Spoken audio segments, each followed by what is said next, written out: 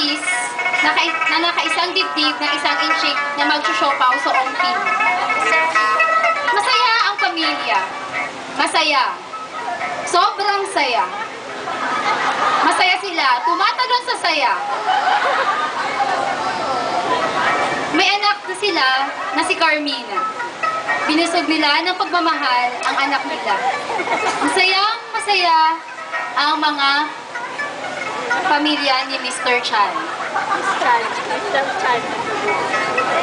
Ngunit, lingid sa kaalaman ni Susan, may pamilya palang iniwan si Mr. Chan sa China.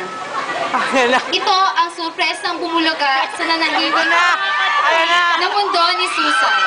Diyos ka! Diyos ka! Kumatok si Susan.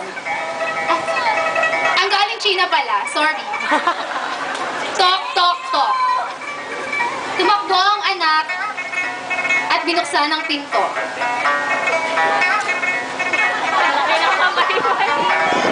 Wait lang.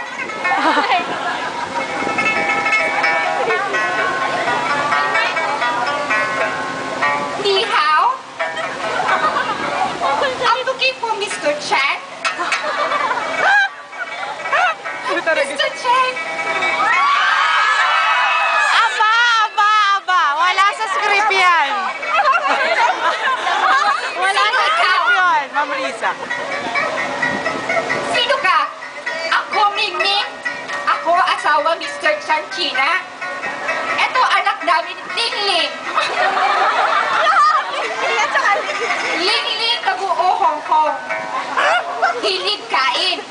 Ikaw, sino ka? Sino to, Mr. Chan? Bakit meron ka dito kasama? Siya aking first wife. Ano gawa mo dito? Hindi maaari ako legal wife. Ako mahal Mr. Chan. Mr. Chan, mahal ako. Sobrang sakit ang nadarama ni Susan sa ginawang pagtataksil ni Mr. Chan. Nanikip ang dibdib niya. Sobrang nanikip. Naninikip ang dibdib. Wala reaction. Nanikip na yan. Niluwagan niya ang damit niya. Ayan, nakahinga na siya. Aba. Sobrang sama pa rin ng loob niya kay Mr. Chan. Subalit, di pa rito natatapos ang hinagpis ni Susan sa di inaasahang pagkakataon. Si Robby. Isa pang bisita ang bumuyang-yang sa natutulog na ulirat ni Susan. Ang Dragonesa Wendy. Diyos ko! Siya si Chun-Li.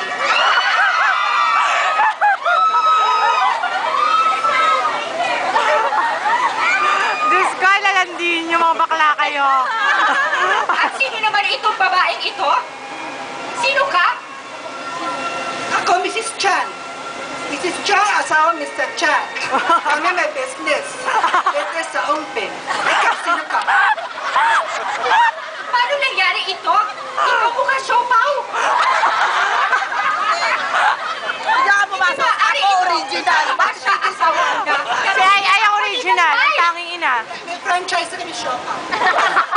Hindi ba aari ito? Nag-away-away ang mga wife. Tony! Nagkakasakitan ng mga anak. Nag-away-away sila. Sobrang nag-aaway-away. Nalilito na si Mr. Chan. Diyos ko! Nagsisipaan sila. Ang bed ng next nito. At gusto ni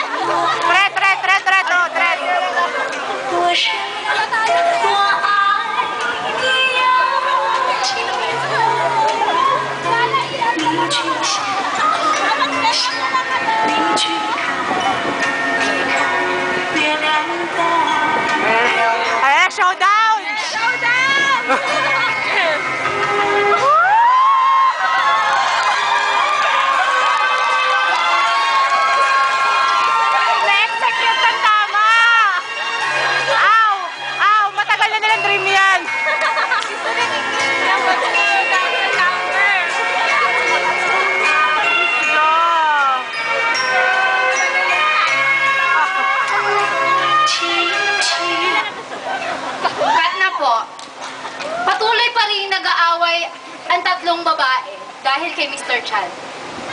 Nag-aaway. Sobrang nag-aaway.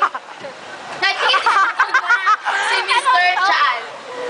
Hanggang sa nanikip ang dibdib niya. Nagulat ang tatlong babae. Namatay. At darating ako. Si Chan. Ako ang attorney.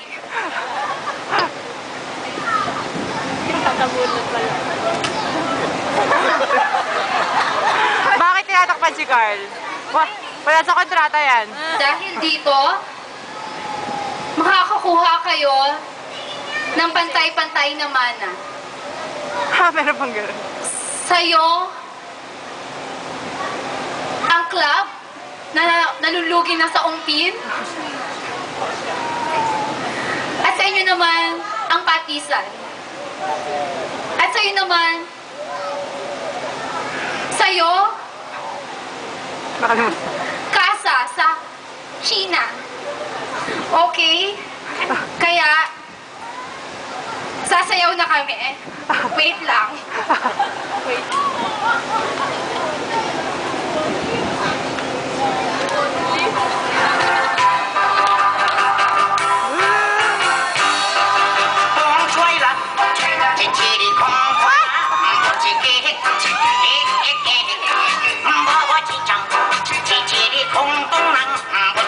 Galing siya ulit.